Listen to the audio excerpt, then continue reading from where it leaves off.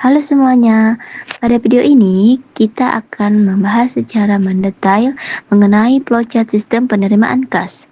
Flowchart ini menggambarkan alur penerimaan kas dalam suatu perusahaan atau organisasi, mulai dari pelanggan hingga proses pencatatan dalam buku besar dan pengendalian oleh bagian kontrolir. Mari kita bahas langkah demi langkah agar lebih memahami bagaimana sistem ini bekerja.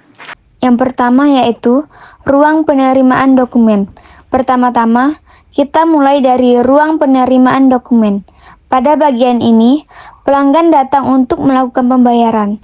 Mereka bisa membawa cek atau dokumen lain yang terkait dengan pembayaran mereka. Jika ada kesalahan atau kebutuhan untuk pengembalian, akan diterbitkan slip retur. Setelah itu, bagian penerimaan dokumen akan memeriksa dan mencocokkan cek yang diterima dengan daftar permintaan pembayaran. Hal ini dilakukan untuk memastikan bahwa semua pembayaran sudah sesuai dan dapat diproses lebih lanjut. Setelah pencocokan selesai, daftar permintaan pembayaran tersebut disiapkan untuk dikirimkan ke bagian penerimaan kas. Setelah dokumen permintaan pembayaran dikirim ke bagian penerimaan kas, selanjutnya dilakukan proses penerimaan uang dari pelanggan. Pada tahap ini, kasir akan memproses cek dan membuat slip setoran. Slip setoran ini adalah bukti bahwa uang telah diterima dan siap untuk disetorkan ke bank.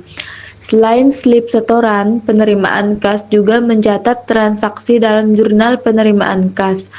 Jurnal ini berguna untuk mendokumentasikan setiap transaksi yang terjadi dalam sistem keuangan perusahaan.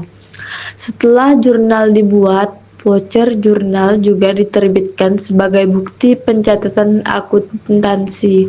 Setelah semua data dicatat, slip setoran dan cek yang telah diverifikasi akan dikirim ke bank untuk penyetoran dana. Selanjutnya yaitu piutang dagang.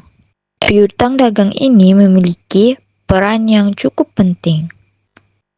Mereka memperbaharui catatan pembayaran pelanggan di dalam buku besar, di mana pembantu piutang dagang untuk mencatat pelunasan utang dari pelanggan.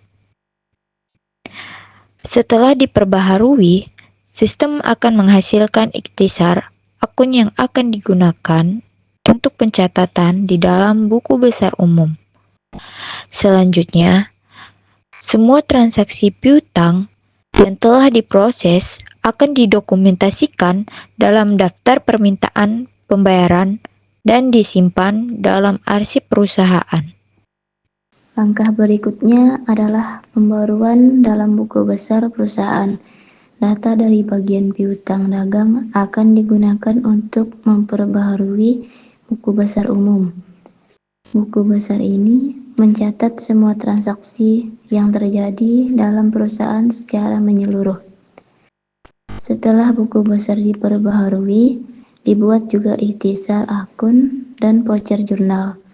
Voucher jurnal ini akan menjadi referensi pencatatan akuntansi untuk memastikan transaksi keuangan berjalan dengan baik dan sesuai dengan prosedur. Data yang telah diperbarui ini kemudian disimpan dalam file sebagai bagian dari dokumentasi keuangan perusahaan. Bagian terakhir dalam sistem ini adalah bagian kontrolir. Kontrolir berperan dalam memastikan bahwa semua transaksi yang dilakukan sudah benar dan sesuai dengan prosedur keuangan perusahaan.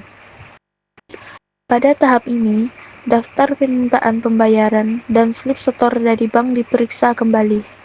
Kontrolir akan merekomendasikan slip setor dari bank yang sudah disesuaikan dengan total batch dari piutang dagang dan penerimaan kas. Artinya, mereka memastikan bahwa semua uang yang sudah sesuai dengan jumlah yang tercatat dalam sistem. Nah, agar teman-teman lebih paham, kita kasih contoh studi kasusnya ya. Sebuah perusahaan dagang menerima pembayaran dari pelanggan dalam bentuk cek. Setelah pelanggan menyerahkan cek di ruang penerimaan dokumen, petugas mencocokkan dengan daftar permintaan pembayaran.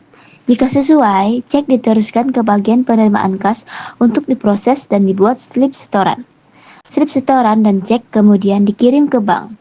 Setelah bank mengonfirmasi penerimaan kas, bagian piutang dagang memperbarui catatan piutang dan bagian buku besar mencatat transaksi ke dalam jurnal.